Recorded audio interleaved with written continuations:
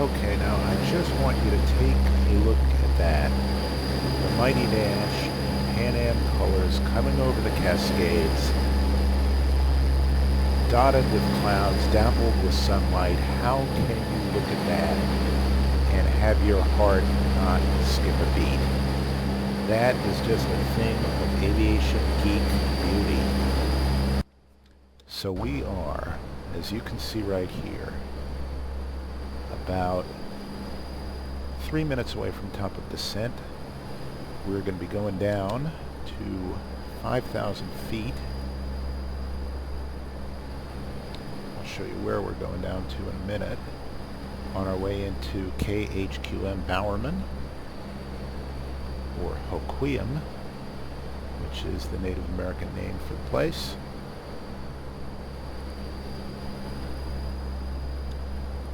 And we're going to be heading down that way because we think there's a wicked marine layer there and it's nice and foggy, and we'll try out a nice low visibility approach.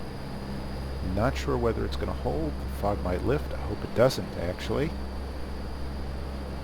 So there we are, coming up on TOD, and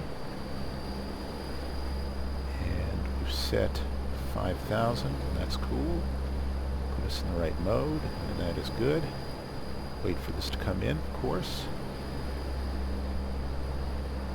And we are going to be flying this approach right here. The ILS runway 24 into Bowerman, and we are going to be flying from ULIS as our initial approach fix because we're coming in from this way. I've flown it from ZDAT, and that is a whole lot of fun because you fly a DME arc in and then boom, shoot in there. And if you fly at raw data, it's even more fun, if you can call it fun. But while we're here, let's check. Our touchdown zone elevation is 16,241 and 1087. So let's take a look. 1087 is set on both sides. The course that we're going to set should be 241.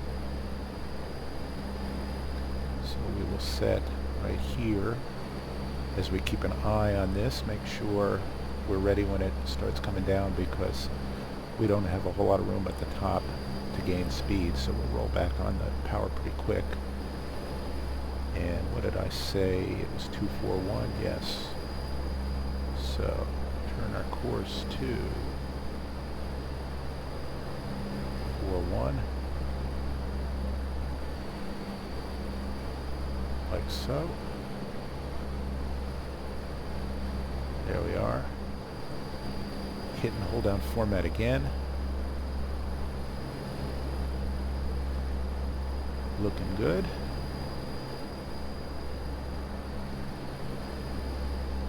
Just going to hit top of descent. There's Seattle. This is Puget Sound right out here.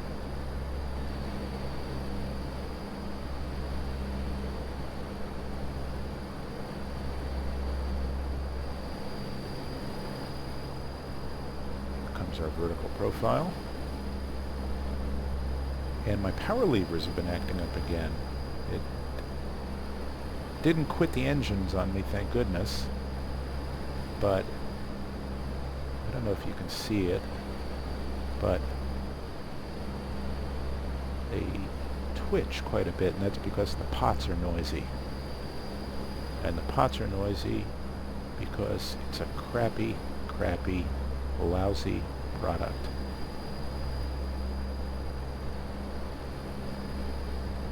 And let's just, because we can, cross-fill our flight plan to the other side and our fuel as well, so our first officer can have the same view that we got.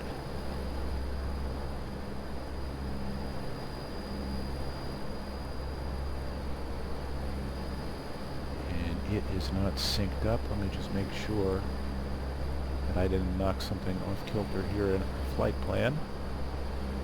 Okay, yes, we're direct to Seattle. And that should also show direct to Seattle. But it is still stuck there. I'm not even going to see what happens if I punch direct to Seattle on this side to try and make it right, because everything is all set up here. And you really don't want to screw around with your configuration when you're in a known good configuration. At least that's my view. Our fasten seatbelt sign is on, and our altitude is descending very slightly, but it's maintaining it nicely. And our landing altitude should be 500 feet above the field. Let's see if it is. I'll bet you it is. It is indeed. So far we've encountered no icing. And I hope it stays foggy. I'd be very disappointed if it's not foggy.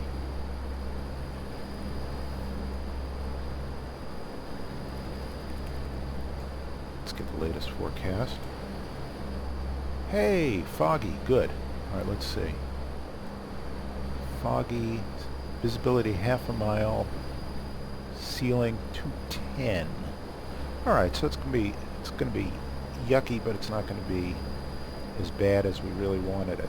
But okay, 3006 is the altimeter. Set that in there. And our standby. And we're looking for 18 here, so we can set a local altimeter. And you see that? My throttle just bumped down to nothing, and I didn't even touch it. Alright, I think for the holidays there's a new throttle quadrant in my future. And I think it's not going to come from SciTech. In the meantime, what I can do, and what anybody can do if they've got noisy controls like this, is you can set them up in FSU IPC, and what that'll do for you is it allows you to filter them. And so it will filter out the spikes that come from noisy pots. And with any luck, that'll save the day. Alright, so local altimeter is what we were looking for. And closest station is Seattle. And Seattle altimeter is 3005. So let's set 3005.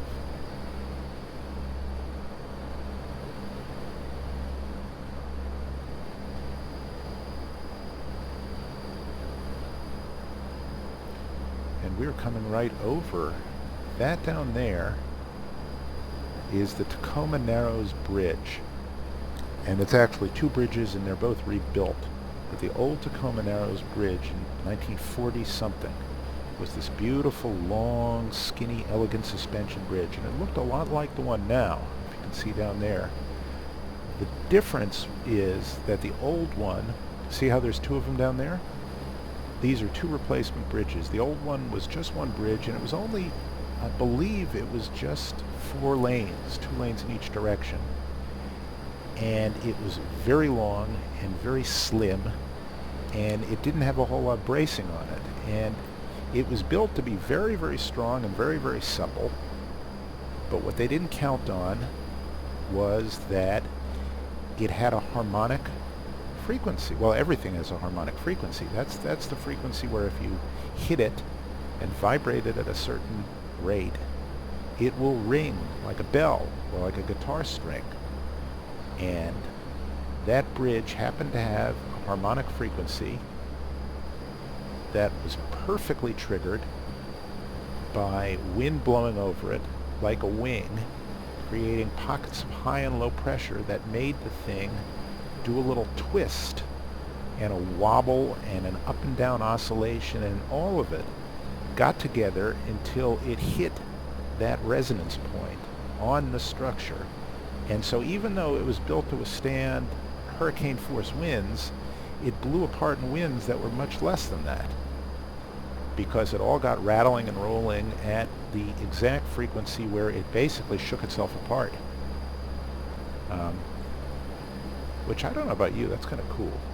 But they rebuilt it, and They now have 2 of them in that place, and Easy Dock has quit on me again, so I'm going to do the old Easy Dock Tango here and restart it. Because Easy Dock is one of those things that are almost indispensable and also completely impossible. And it's a shame, because if there were anything else I could use to do what it does, I would use it. But there ain't, so I can't. Alright, we're back in business. And this is just a beautiful Puget Sound area right behind us. And we're going to head out across the coastal mountains and into Bowerman. Actually, if I'm not mistaken, we're going to head up sort of a little bit of a fjord to get there. So it's not exactly...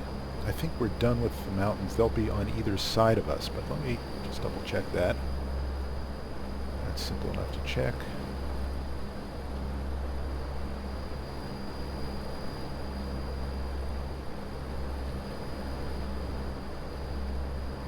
Yes, we're going to be sort of in the flats here. Coming down along the valley. Alright, here comes the clouds, and I hope they hold up, to tell you the truth. Let's just make sure we've got our correct course set on the other side, which should be 241. Nav course.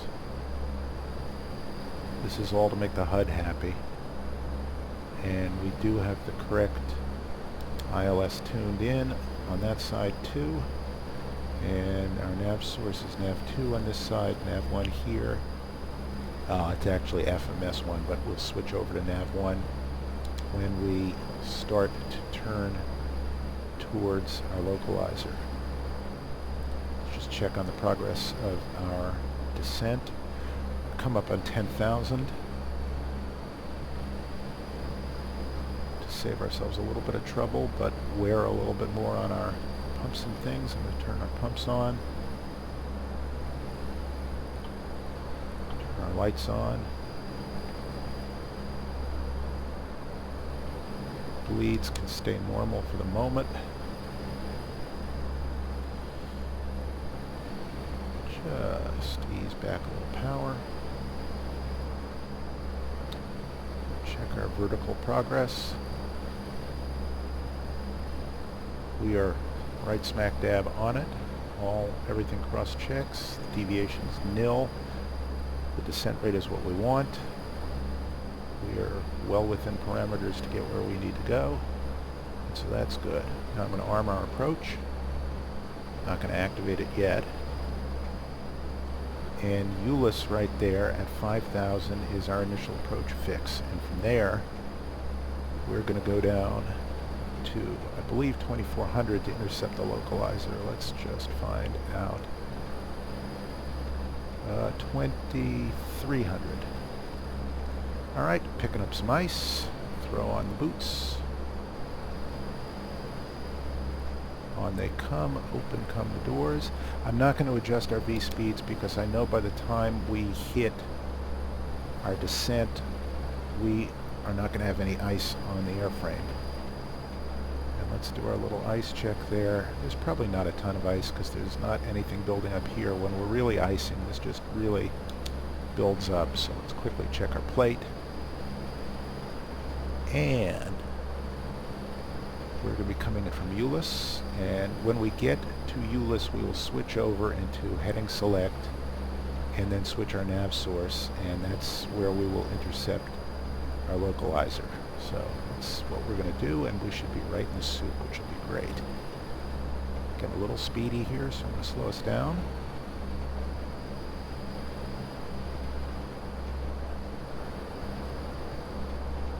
And I'm going to set our local altimeter, which I'll double check right now, is 3006.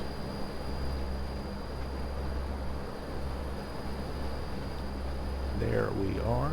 Set our V speeds as well before we get to rocking and rolling.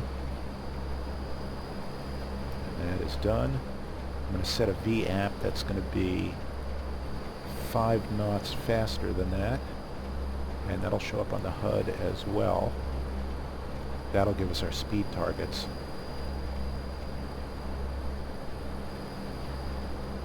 Okay, actually it's ULIS and then Boxed and then LAM at 2300. So actually when we turn towards LAM, I'll switch us into vertical speed mode and into heading select, and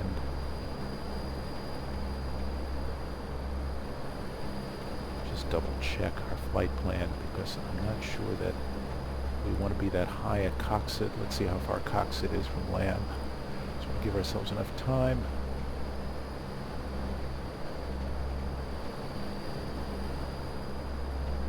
Coxed to LAM is 7.3 miles. No, after ULIS, let's go down.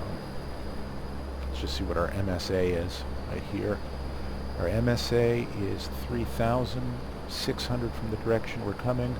So let's go all the way down to 3,600 right now.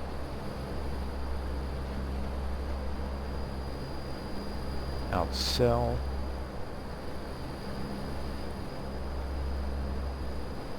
And put us in a vertical speed descent.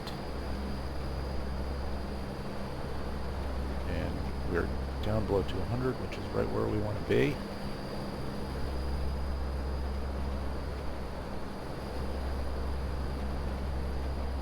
And we're actually parallel right now to the localizer, but now we're going to turn onto an intercept angle in 1 second.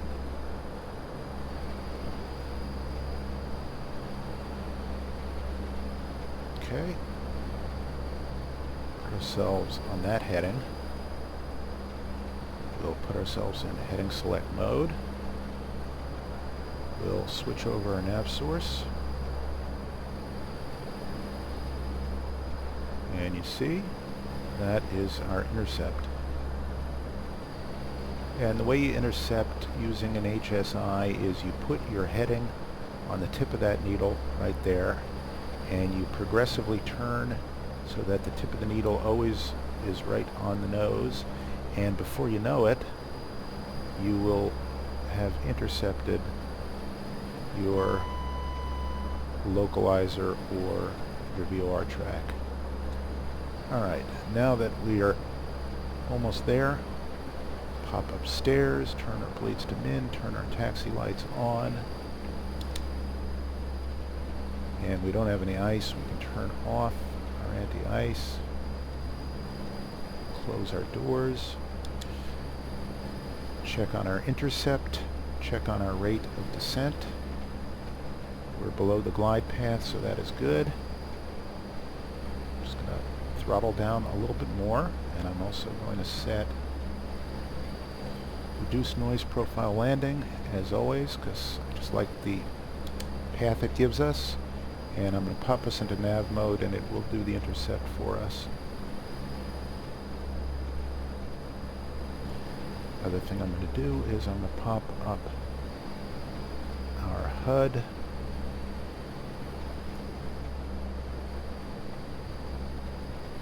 Okay, put out our first notch of flaps. And it's nice and foggy, isn't it? Love that.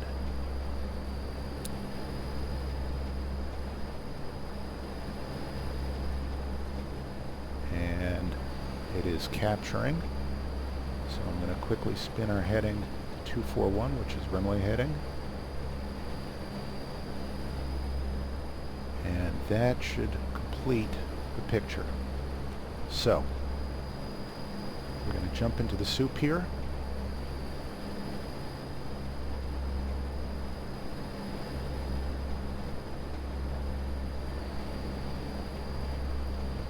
And we're waiting for our glide slope to come alive.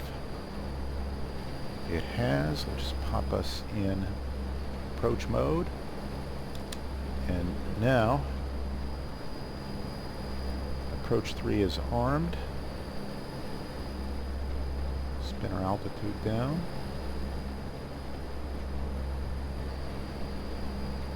And glide slope is captured. Put our gear down. Bring the power back. Through a little bit of ice, but I'm convinced that won't be a factor. And we've got a little bit of a tailwind too, so this should get sporty. This could get fun. Now I'm not hand flying now, mainly just because we're getting rocked a little bit by turbulence. I'm going to put in my next notch of flaps. And in one more second I'll put in our final notch of flaps. And we are in our full approach armed mode. And we are going down the hill, as they say. Alright, we should be fully configured now. We're on a 10-mile final, 11-mile final, so this is we're configured plenty early. And you know what?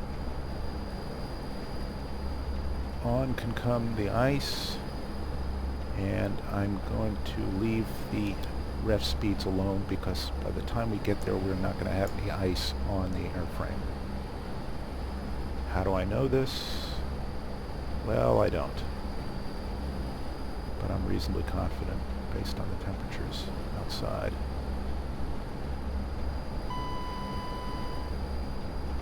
Make sure we're fully configured. We are. 2500.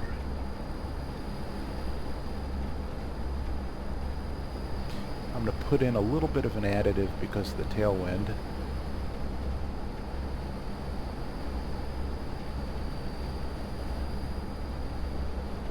And as you can see, we are doing okay. But we're out of trim and we're getting battered by the wind. So let's bring our speed down a little bit.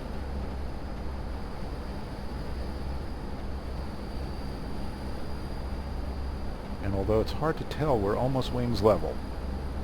But we're just getting clobbered here.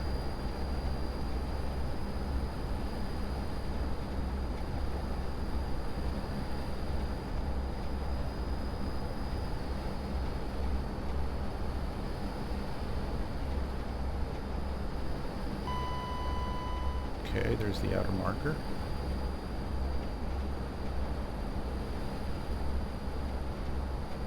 And our rate of descent is, it's about 1,000 feet per minute. I'd prefer it to be about 700, and there that is. God, look at that dance around. Come on, settle up a little bit. Feed in a little more power. Right above our V-app. 1000. I will tell you though, this is no walk in the park. Okay, so we're at V-app right now. I'm just dancing the power levers around a little bit. And I think we're out of the turbulence. At 1,000 feet I'm going to take it myself. A little more power than I'd want, but okay, we'll take it. And we will fly flight director.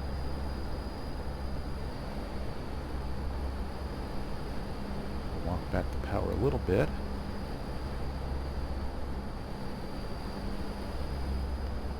Let that settle in.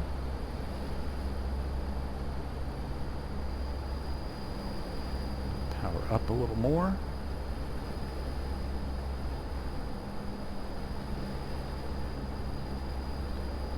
Trying to keep fairly level, but we're getting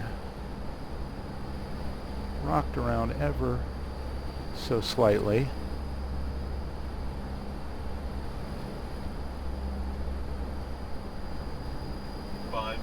Walk the power back a little bit.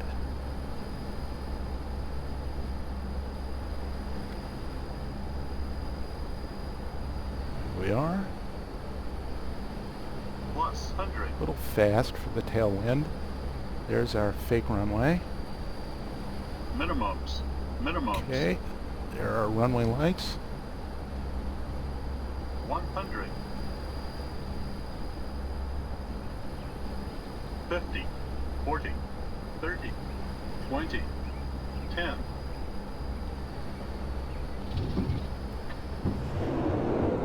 And there's our ground guidance.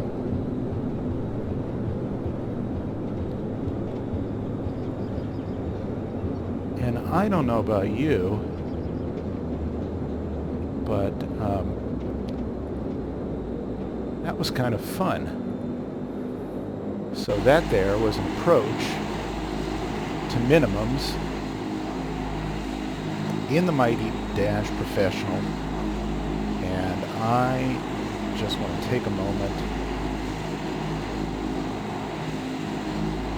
and thank the nice people at Majestic. Thank you all for watching, and also, damn it, I just want to take a moment and be proud of myself. That is a frickin' trip. Anyway, with that, let me know what you thought, and I will see you next time.